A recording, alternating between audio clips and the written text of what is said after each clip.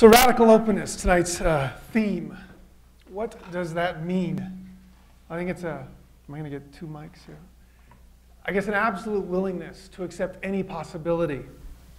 Now, to achieve a state of radical openness, you need to leave behind your preconceptions. These are the baggage we carry with us. Our preconceptions are those ideas, those thoughts that hinder us from experiencing reality as it is.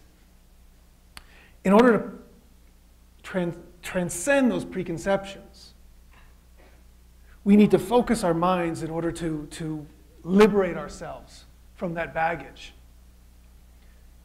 using transcendence as a tool. So I want to talk to you about the power of the transcendent experience. So let's start with your problems, okay? Let's start with your personal problems. What are they? The things that keep you up at night, the things that make you think you get acne or gives me reflux, right?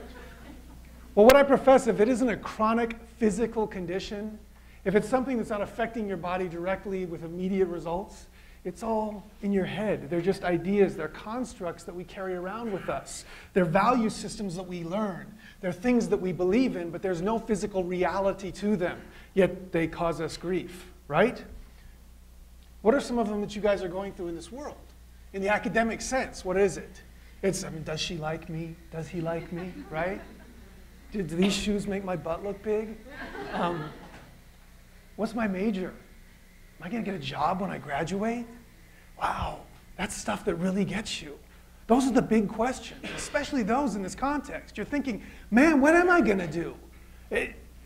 Is this my major, or am I in the right major, or, oh my God, this economy, what's my life path? How do you answer those questions? How do you cut through in order to understand what that is for you? You need to find your heart path. This is the key, is finding your heart path. You're not going to figure it out with your head. You're going to figure it out with your heart. And through that, you will find the answers you need to those big questions you're looking for. So, we fill our lives with activities. Activities that make us forget these things. And these are easy. You know, any runners in here? Bikers? Like golfers. I love golf. I want to golf. Golf's a great one. I'm not a golfer, but man, golf, when you think about the essence of golf, it's beautiful. Here you've got this guy, sort of the archetype of the big dumb white guy, sorry. You know, he's out on the links, and he's got 4 hours to go do this. Who's got 4 hours to go play? I don't understand that. That's the most amazing thing in the world. But think about the golfer when they're out there. They're totally focused on this little white ball, right? They're chasing this thing around.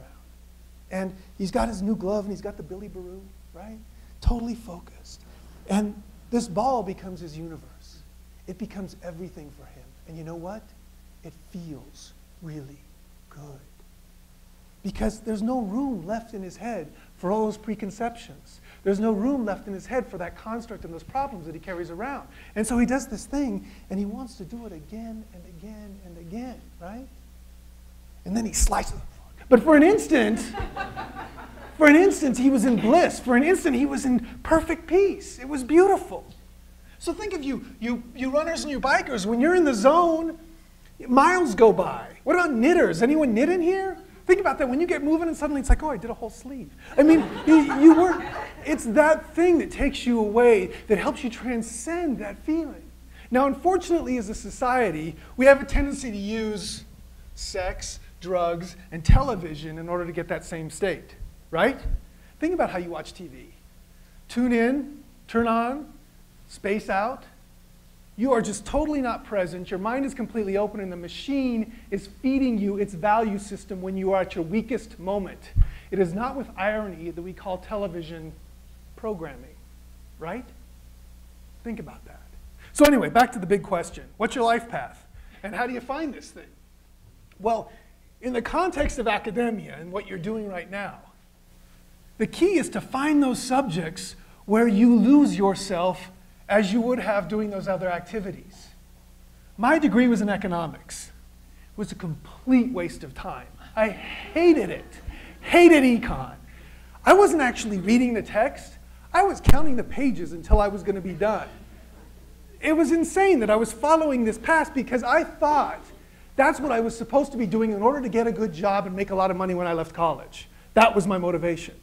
But on the other side, I was busy studying philosophy, art history, fine art, religion, things that I absolutely loved getting into and understanding connections. Now, ironically or coincidentally or whatever, that's what I get to do now. I spend my time creating, writing, designing, creating communication and connection. Ultimately, I got to follow my heart path. So what's your path? And how do you find it? What are those subjects where you disappear? This is the thing that you should be pursuing. You shall figure out that question of your path. You will figure it out by following that desire as opposed to what you think you're doing. Follow that feeling, where your heart takes you. Because then you're guaranteed success.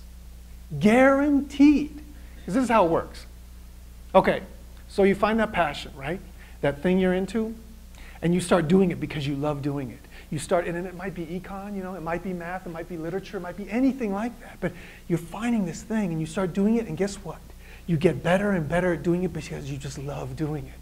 And eventually you become an expert, and eventually the machine, our economy, will recognize that in you, and it will pay you to do it. Because you're creating expertise out of desire as opposed to some idea of making money. Now, why would the machine care? Why does the machine care that to give you this job or let you do this thing? What is the motivation of the machine of the economy? Well, the machine values transcendent experience. And you're like, what? That sounds kind of hippie, right? Okay, I want you to think about a good book you've read. I want you to think about a good movie you've seen. I want you to think about a good meal you had. I want you to think about your favorite shirt. I want you to think about those things that you buy and that you enjoy, and then you want to buy again. You know why they're so good? Because they create a transcendent experience for you as a consumer. That's how it works, and that's what I've been doing for 12 years, is focusing on creating a transcendent experience. And I guarantee you, as a company, when you give a transcendent experience to your customers, they will love you for it. And they will come back again and again and again. And they don't know why. They just know they love it and they got to do it again. So the machine needs expertise in order to create a transcendent experience. You can't expect transcendence to create that thing from a mediocre workforce. You want the best. I want that person that is so obsessed with it that he's done this, that, and the other. Bring him in because he's going to be the one that's going to create that for us. That's the process. Taking you through from the transcendent moment of the individual to that of the whole. It is about discovering and pursuing your passion. It is that activity or idea that makes you forget who you are or who you think you are, because it is greater than yourself. You are at a moment now, the students in this room, of taking advantage of the opportunity of your context. You don't have worldly responsibilities like a 45-year-old man does. You need to take advantage of the opportunity now to explore your heart, explore that desire, and allow it to develop. Because guess what? The machine is waiting for you. And if you're not standing on a solid foundation of what you understand of self, it's going to eat you up. And it is going to force you to compromise. It is going to bend your will. But if you're standing in a heart place, if you're standing someplace where you feel confident, you know where you can draw the line and say, I'm not willing to do that because I believe in this. And the stronger you are there, the less you're going to have to compromise when you go out. Because we all have to compromise, right? Right? We all have to give in a little bit. Otherwise, about half of us would be naked right now. Right? So we're living within this context. We're living within this compromise. We need to put that together in order to work together. But we can do this using transcendence. It's the power of transcendence, the power of that for the individual, and then also for the collective, that allows us to have this thing, to liberate us, to create radical openness. Thank you.